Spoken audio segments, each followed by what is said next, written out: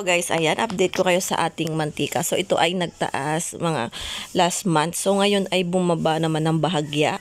So, ang kano nga ba ang bentahan namin ngayon ng mantika dito sa aming tindahan? So, yan sa tibote, ang benta namin sa peraso ay 27. Tapos, per bundle ay 310. Tapos, dun sa 1.5, ang benta namin ay 115. Ayan, ang medyo bumaba na siya ngayon. Maigi naman at hindi nagtuloy-tuloy ang kanyang pagtaas. Pero sabi ay magtataas daw ulit. So, yan. Pati bigas guys ay nagtaas na rin. Ay bumaba na rin pala, pero sabi din ng ahente ay tataas ulit. So ano ba yan? Yung mga presyo ng ating mga bigas, mantika, itlog, baba, taas, taas. So ayan. So wala naman tayong choice kung hindi mag-adjust na rin ng ating mga presyo. So yan yung ating deliver sa mga mantika. Ayan, at suka. So ayan guys, dumating din yung deliveries ko sa Jack and Jill. So ito naman ay lagi ding delay. So minsan na lang yung walang araw yung kanyang pagdating. So, bisan dadating. Kaya, buti na lang at hindi naman siya cash ko babayaran. 1 week siya binabayaran ko. So, ayan. So, kahit mambigla siya, hindi naman ako iikot sa pambayad. Kasi talagang hindi, pag dumadating to ay wala akong hawak na pera. Kasi medyo malaki din yung order dito kay Jack and Jill. So, ayan guys.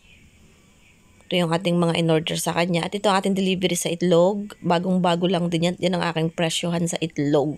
So, ayan guys. Ang aking small ay 195. Ang medium ay 210. Ang large ay 230. At ang ating XL ay 245. So, dito guys, hindi naman ganong mabenta ang tingi sa itlog. Bihira lang yung bumibili ng tingi-tingi.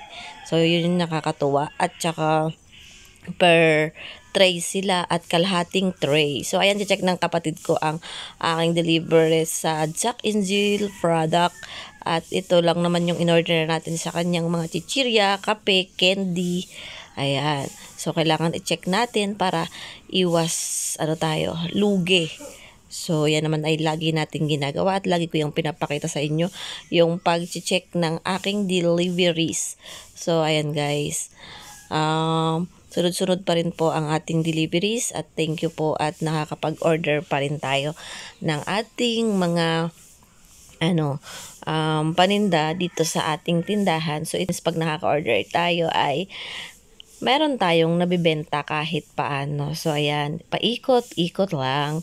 So, ayan na lang mga kasari ang aking isi-share sa inyo. At kung nagustuhan nyo yung aking video, ay sana po ay huwag nyo kalimutang mag-subscribe. I-click nyo po ang bell ng updated po kayo sa aking mga video. Ayan. Salamat po sa inyong panonood.